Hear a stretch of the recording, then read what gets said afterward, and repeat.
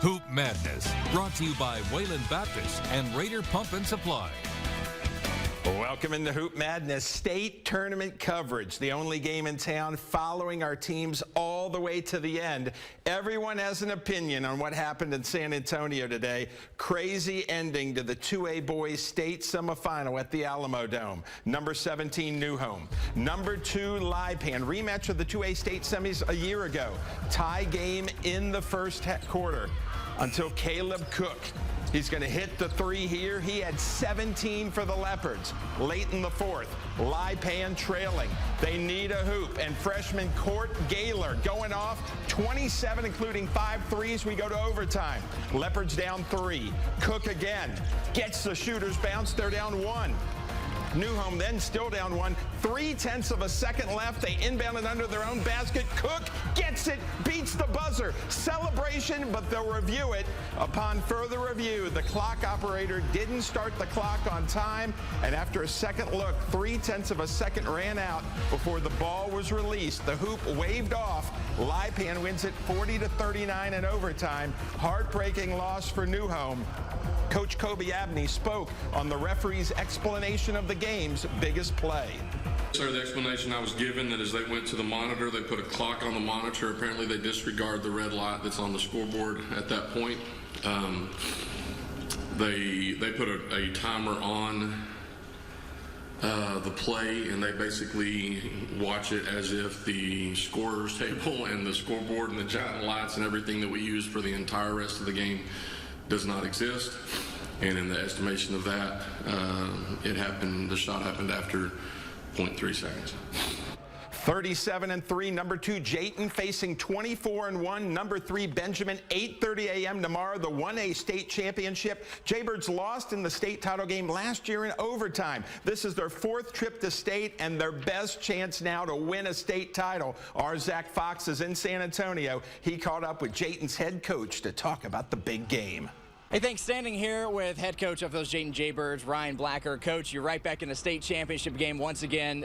Just take me through maybe the last practice that you guys were able to have today. You're taking on Benjamin, but what was that like, just getting those last second adjustments done? Yeah, you know, it's always great when you know it's your last practice. Like the kids, you know, that was a pretty cool moment for them, just knowing it's the last practice.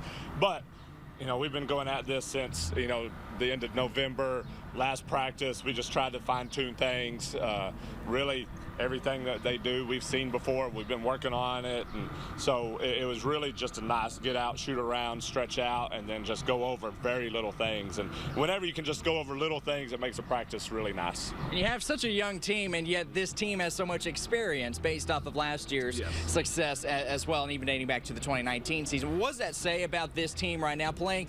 I mean, it seemed like they're maturing every minute. Yeah, and you know, I think it helped. Like when they stepped on the floor yesterday, all of them had played there last year, and I think that was a really nice feeling for them. It was really comforting when they didn't start great. We didn't play great offensively when we started, and then third quarter they came out and just, you know, played great. The comfort level was there for sure, and that's really nice to have. All right, Coach. Best of luck tomorrow. Thank you. We'll send it back to you.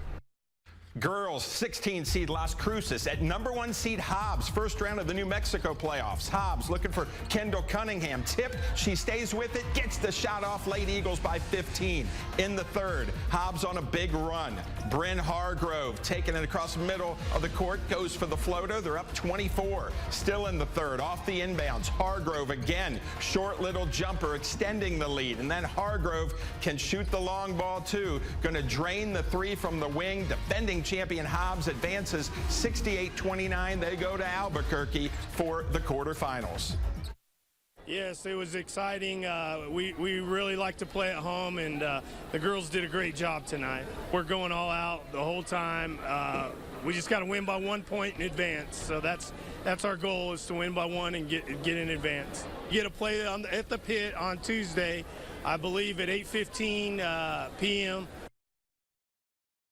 First round, 9th seeded Lovington, 8th seeded Valencia. Early on, Lovington's Malaya Castro, the big 3, and the Lady Cats were up early. On the inbounds then, Ashlyn Borunda getting free underneath, gets the hoop. Lovington by 7. Valencia rallied back. Jaden Montoya with the buzzer-beating 3. Valencia goes on to win 55-52 in overtime. A great season for Lovington under head coach Chief Bridgeforth, who used to be at Denver City.